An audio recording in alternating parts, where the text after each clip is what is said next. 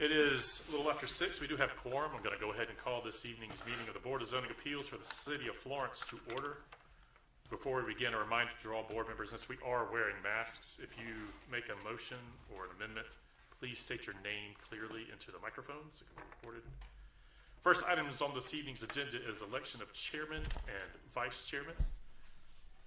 Do we have any nominations?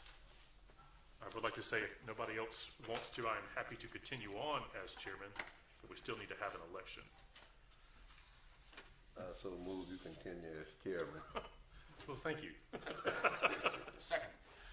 All those in favor signify by saying aye. Aye. All opposed? Ayes have it. And the city is happy.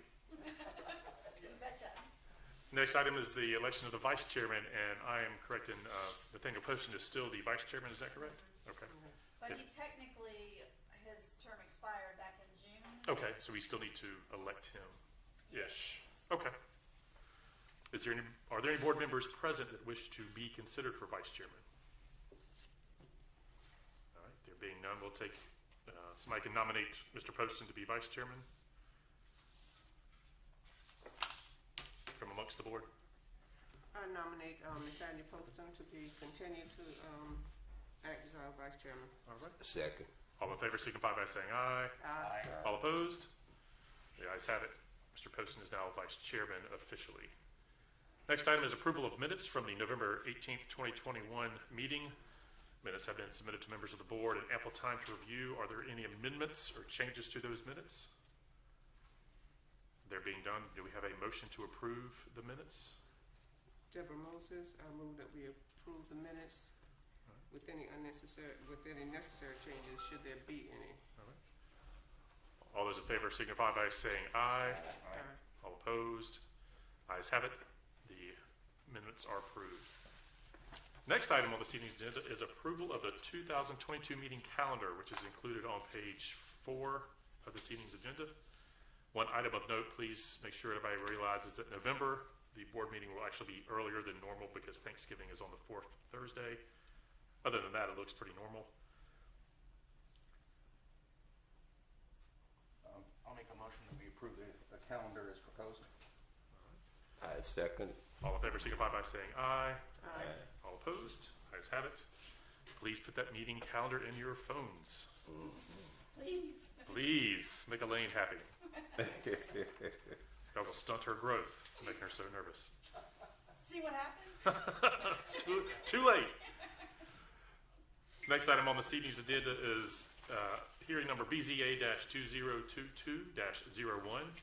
This is a variance request from the screening requirements in section 1-2.8.5, section J of the Unified Development Ordinance for the development of a commercial building and parcel. Location is South Church Street at Freedom Boulevard. Tax map number 90025-01-002. Owner of record is Floyd Boys Farm. Applicant is Robert High. Zoning district is listed as commercial general. The board will now hear from city staff. Good evening. There we go. How do I get this to advance?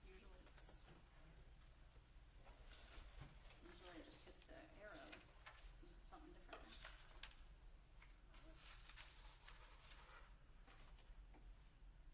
There we go. That was just lag. Darn late. Yes, the property owner is requesting a variance from screening requirements of the Unified Development Ordinance in order to develop a self-storage facility on a commercial lot. This is a slide of the entire parcel, which is located along South Church Street at Freedom Boulevard. It runs right along the railroad tracks and at the moment is completely undeveloped.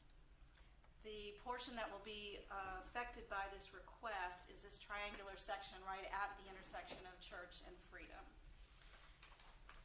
It is zoned commercial general, as is everything around it that's in the city. There's a few things that are in the county, but everything around it is in this, directly in touch with it, is in the city and is zoned commercial general. The future land use dictates it as commercial auto urban. This is the site plan plan, there will eventually be 4 buildings. This is Pinnacle Storage, which is, if you're familiar with their location on Pine Needles Road, will be very similar to that facility. And we'll have 2 large, narrow buildings for like RV and boat storage along the right-of-way with the buffer and the right-of-way with the railroad on the west side, and then against the street will be buildings 1 and 4, which will have interior storage spaces. The blue is the driveway and parking areas, and then the green is the 25-foot buffer yard, which they are proposing to put in new landscaping, using anything available that would be appropriate that's already there. And they want to put that up to provide some screening of the building and the use in lieu of the 6-foot masonry fence that the ordinance asks for. The doors of the storage buildings will be, as you can see, they'll face to the interior of the lot. They will not be visible from the street at all. And there is a good 130-foot right-of-way for the railroad plus another 30-foot buffer area. So it's actually 160 feet away from the nearest residential parcel, and that's just the tip of it on the north corner. These are just the elevations. If you're familiar with, as I said, with the one on Pine Needles, you know what it looks like. This is a picture of the one on Pine Needles. And then it is a vacant lot with mostly deciduous trees and pine trees and all that on it. So the conditions that are required is that the use is surrounded by a type C buffer yard that includes a 6-foot masonry wall. Building facades visible from the street are finished with brick, thin brick, stone, or stucco finished concrete block. The finishes they'll be using do meet those requirements. Units are arranged so that doors are not visible from abutting streets or residential districts or uses. It will meet that requirement. Chain link fencing, if used, is not visible from any property line. They are planning to put black vinyl chain link fence around the edge along the railroad right-of-way. So technically it'll be visible from a property line, but it'll be a railroad right-of-way. They are definitely including adequate maneuvering areas and circulation aisles to accommodate customer and emergency vehicle use. And the parking areas for the customer parking will be kept clear of vehicle storage. Those are in separate areas. So the following information provided by the applicant, the parcel has over 3,700 linear feet of property line, and because it's located next to a road overpass where the Freedom Boulevard goes over the railroad, a wall would be pretty much irrelevant anyway because of the elevation change. And of course, requiring the entire use to be surrounded by a 6-foot wall would be very expensive and unsightly. So the bay doors are oriented to face the interior, with the brick office facade will be what the public will see. And the black vinyl chain link fence on the property line adjacent to the railroad will not be visible from the main street. And landscaping will be provided around the office building, and a decorative fence will also be installed around the portion of the lot adjacent to the public right-of-way. So the intent of the ordinance to screen these buildings and the use from the public right-of-way will be met, or appears that it will be met. So that's basically what we've been saying with the variance conditions, and then just the board should determine what level of screening is appropriate to meet the goal of enabling the applicant to adequately advertise and preserve the retail character of the area. And most of the area, as you saw, is undeveloped at this time. So that concludes staff's report. Thank you very much. Are there any questions for city staff from members of the board? I have one on attachment E.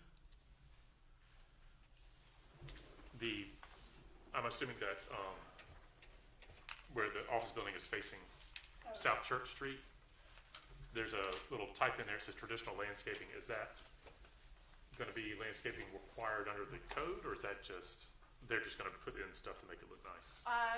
The applicant is here. Okay, but right. I just didn't know if they had my submitted understanding anything. is that they would put in what the code requires. Okay, because that goes into one of the city staff's advisories regarding any sort of regulations the board could put in there. I was just trying to come up with any sort of wording Oh, that would fit gotcha. into that, yeah.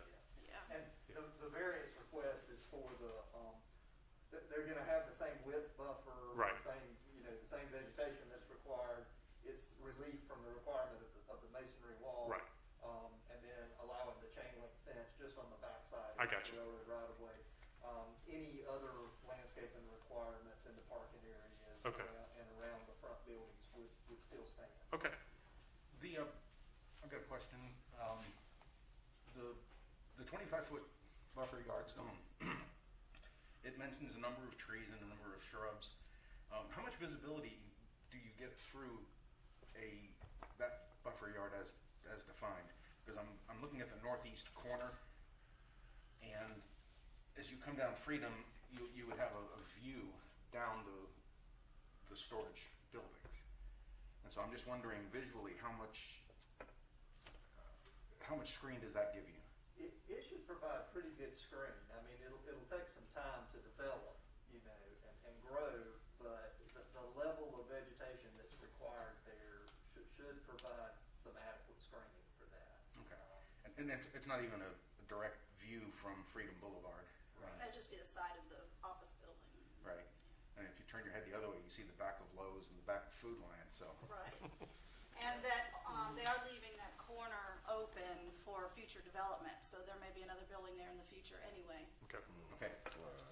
But it does provide a pretty dense screen.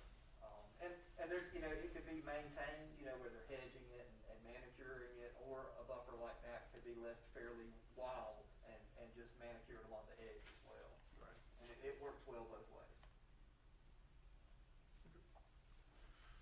Any other questions from members of the board?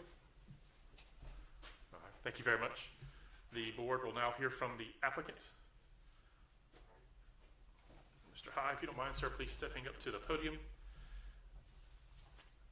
Please state your name clearly. Baron Irvin.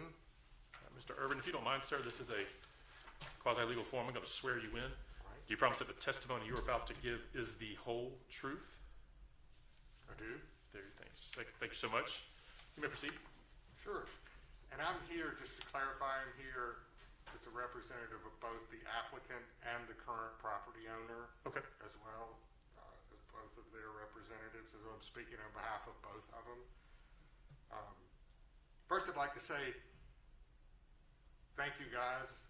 Appreciate you looking out for the city and looking out for what's going on in the city, because that's important, and I care about it. My office is right across the street, so people that care enough to come and hear these things and try to make the city keep it a nice looking place, I applaud that and I appreciate it. So anyway, this piece of property sits out on the south side of Lowe's on Freedom Boulevard on a pretty undeveloped stretch of road. And the current property owner that owns this also owns, if you look, I just made a little sketch. They own the property adjacent to it. Mm-hmm. I'll pass it around. I know that there's always concern about adjacent property owners. Right. The area in white is the applicant. And then the blue is the current owner of the applicant property, Okay. and that the blue is the remainder of the property that they own. So really, as far as adjoining property owners, They're it. They are the They are the adjoining property. property owners. Everything to the, yeah. And thank you for that, because I was wondering who owned the property They directly owned across the everything. railroad Sure. tracks. Yeah, I thought that graphic it really kind of tells a story there. Yes, sir. And then if you look at the railroad right of way, that everything hatched in orange is basically something that can't be developed because it's railroad right of way or it's going to be a detention pond. Right. Then the purple area is the FEMA regulatory floodway, which is that highly restricted part of the flood zone that can't be developed at all. Mm-hmm. So there really aren't any. I mean, it's a pretty well buffered site for a lot of reasons. Yes, sir. So, but looking at that piece of property, there's no water no city utilities on it. There's no water and there's no sewer. And then when you look at the way that it and I'm just kind of speaking to this as a proposed use, backing up to the railroad and with the other side on Freedom Boulevard, it's not an attractive piece of property for any sort of residential, multifamily, something that would be a highest and best use. And when you look at it, the expense of bringing sewer to that site it'd be really expensive for multifamily, and it only has one potential ingress-egress point because Freedom Boulevard's a controlled access and Right. the flood and everything, so it's only going to have one driveway. So really, when it comes down to it, this self-storage is the ideal type of development to go on it. Not to mention that I looked at the taxes for 2021 on that site were $27 was the property tax. So obviously. Don't say that out loud, sir. They'll get a little bit more. It's a farm, it is a legitimate logging timber operation. It's Right. about to be logged. So anyway, it certainly is an opportunity, I think, for something to go there. It's probably the best possible thing to go there, and I think if we can make that work, and I think we've got a good developer Right. that wants to do it. If you go out and look at I think his position is that he tries to make his buildings attractive enough that you wouldn't want to screen away from them. You want to be able to see them. And if you look back at could you bring that photo of Pinnacle back up, the one from Pine Needles? It's interesting. I was looking at this. If you look at the building, like the one in the top left corner going down to the left, there's actually a 6-foot masonry wall. Right, it's a part of the the building. structure of the actual building. And Yeah. so all of the exterior facing walls are essentially gonna have a 6-foot masonry wall. Yes, sir. So anyway, he wants to comply. He wants to the guy seems to want to be a part of the city and contribute to the city. And we kind of came up with those buffer screening yards, Right. and just as something that if that's what the zoning requires and that's what you think is appropriate, that's good. But he was just looking for some relief on that fencing type, considering the adjacent Sure. use, and then also the masonry wall as just being an unnecessary expense. So that's all I really have to say. All right. Thank you, Mr. Urban. You got a question? Yeah. Are there any questions for Mr. Urban on behalf of the board? I do have one Yes. on. I don't know if you have the attachments there, but this I do. is attachment E. The corner lot that faces South Church Street and Freedom Boulevard. It is. I'm assuming that y'all just going to leave that wooded for now and then develop it later on. What he's actually gonna do is gonna clear it, Okay. remove the stumps, and grade it Okay. for some future use. Okay. To try to make it look, so it's not a tangled up, grown up. I got you. So since the thing's being developed, it'll all be kind of Yeah. homogeneous. Okay. It'll be grassed. And then following, I guess, would be south from there, the green buffer yard. I guess you're just going to leave the existing woods there to act as, Well, or is he just going to clear that and start over? we looked at it out there, and I'm afraid once it's cleared out, the trees are so Right. it's really timber land is Yeah. what it really is now.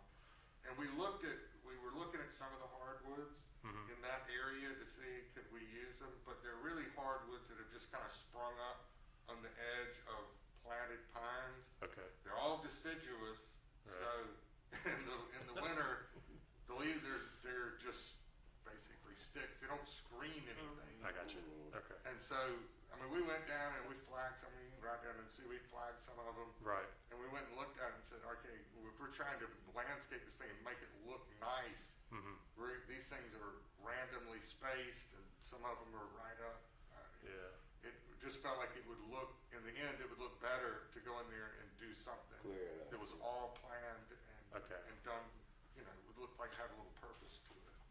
So eventually, that'll be cleared out, graded, and then planted with new The, trees yeah, and the vegetation. buffer yard, the green, Yes, sir. so yeah, the Okay, plan would okay. be to plant a landscape Okay.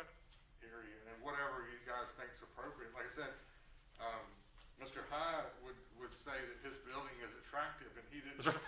think it should be covered up. But, I understand. but you know, but if the lands, Yeah. however it needs to be, Yeah. is fine. I mean, I don't know if we need to go with the full. Because I know the elevation picks up very quickly on that overpass, right Yeah, past there. at So some yeah, point, we were looking, and I think you're 30 feet above the Right. adjacent ground. Yeah. So. yeah, you're good to go. Yeah. Okay. All right. Are there any other questions before we move on? Thank you, Mr. Urban. Yes, thank you all. All right. If there are no other questions from members of the board, the chair will now entertain a motion to either approve or deny the variance request. Mr. Chairman, I'd like to make a motion. All right, please state your name clearly into the microphone. I mean, I know who you are, but just for the record. For the record, this is Ruben Chico. Thank you, sir. I move that we grant the request of variance based upon the following findings of fact. That a variance from the terms of the Unified Development Ordinance will not be contrary to the public interest when, because of special conditions, a literal enforcement of the provision will, in this individual case, result in an unnecessary hardship. In that complete enclosure by masonry wall and buffer yard zones would be irrelevant due to the adjacent railroad right-of-way and the elevation of Freedom Boulevard. The bay doors are oriented to the interior of the lot, and there is no residential use within view. The spirit of the Unified Development Ordinance will be observed, public safety and welfare secured, and substantial justice done because the configuration of the lot and the buildings minimizes the visibility of the bay doors from the public streets, and there are no residential uses within the line of sight. That there are extraordinary and exceptional conditions pertaining to this particular piece of property.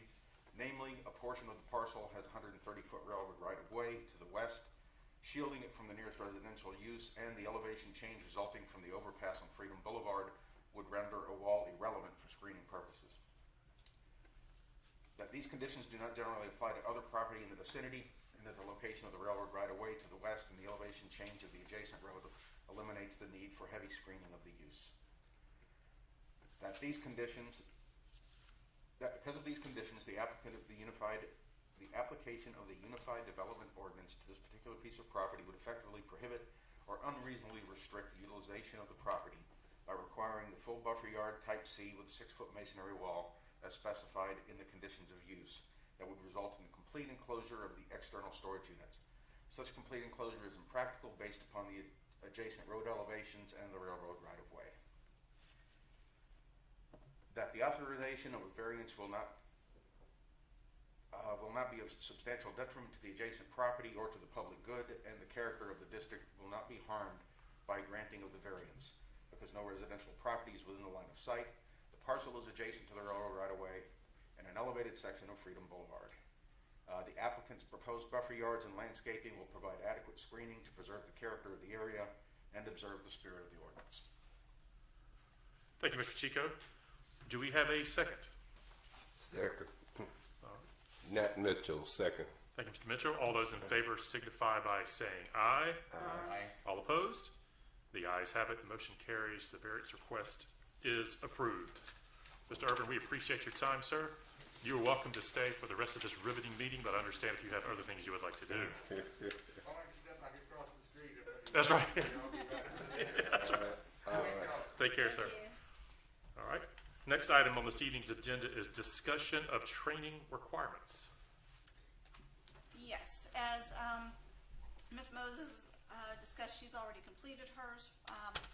New commissioners have to complete the 6 hours of orientation training. I believe all of you already have done that. So then you're just required by state law to complete 3 hours of continuing education annually, and the powers that be have made it that you can do that either on your own remotely, or if you prefer, we can do it as a group after one of these meetings, or a special call meeting, whichever y'all prefer. I've already gotten several people that have sent me the Municipal Association of South Carolina has a way where it can record that someone has done that, and then it send me the certification, and I just keep note of it. Okay. But if you want some of those resources, let me know, and I can shoot those on to you if I haven't already. So, Yeah, I would say let's go ahead and send them out to everybody, and we can set a deadline as being. you got the calendar year, so, Oh, it was within the calendar year? yes, sir. Well, knowing our board, I think if we, Maybe set some deadlines. I say if we say April 28th to set the 3-hour training for existing members, and is that in addition to 6 hours, so 9 total? Well, everybody's already done the 9.